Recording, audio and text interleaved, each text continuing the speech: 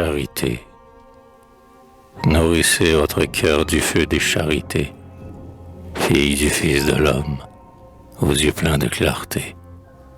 Aimez celle qu'un peuple appelle politesse. Avant notre Seigneur, savoir vivre, qu'était-ce? Quelque chose au dehors, mais au fond, presque rien. Être civilisé, c'est bien. Poli, très bien.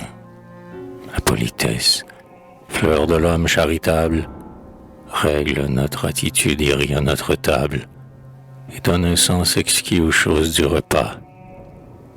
Science qui s'apprend et qui ne s'apprend pas, code intime et profond, né dans la quiétude du cloître, et dont le monde, après, fit son étude. L'âme où passe à Jésus toujours en garde un pli, et c'est encore rester chrétien qu'être poli. La politesse est reine et fait son doux royaume, des cœurs purs.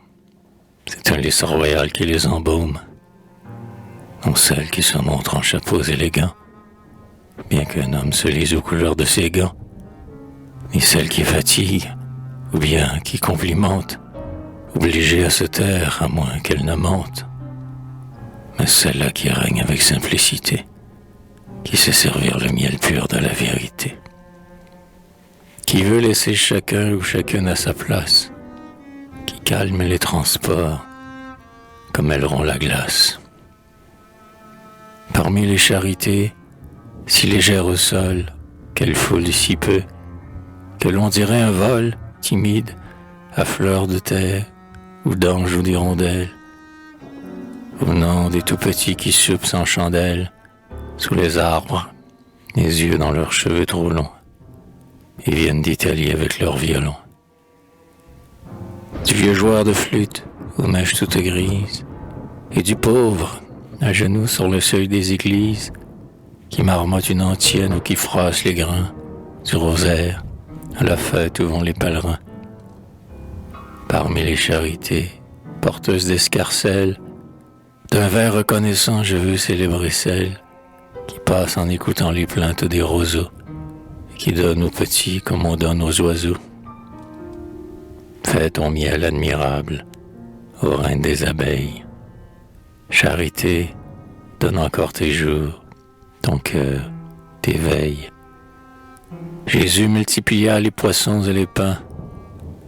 Voyez dans ce palais dont les plafonds sont peints, où les lustres ont plus de branches que les arbres, où le peuple des sphinx taillé au cœur des marbres garde la cour sonore et les vastes paliers, château plein de frontons, d'urnes et de piliers, cette royale enfant toute belle qui foule, comme un jardin fleuri, l'éloge de la foule. Eh bien, la charité qui lui parle à mi-voix saura lui retirer les bagues de ses doigts.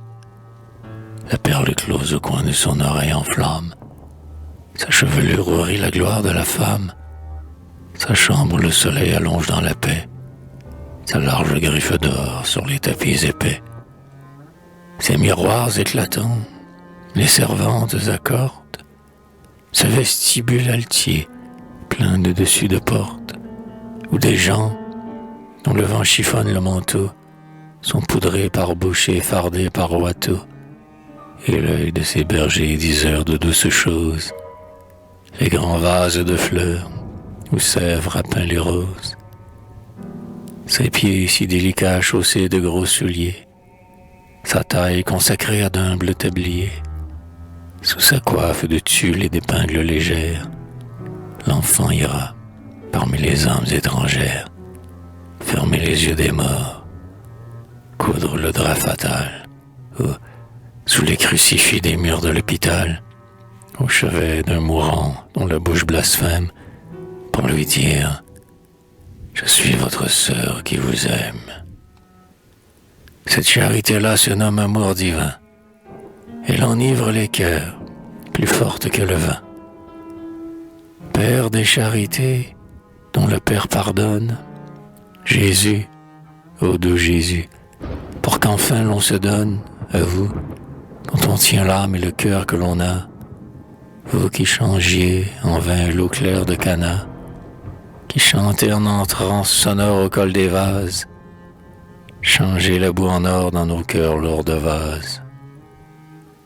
Vous qui rendiez la vue à ceux dont les bâtons tâtent le pied des murs, nous marchons à tâtons, et nous sommes des sourds, et la pierre est pareille à nous. Maître, mettez le doigt sur notre oreille.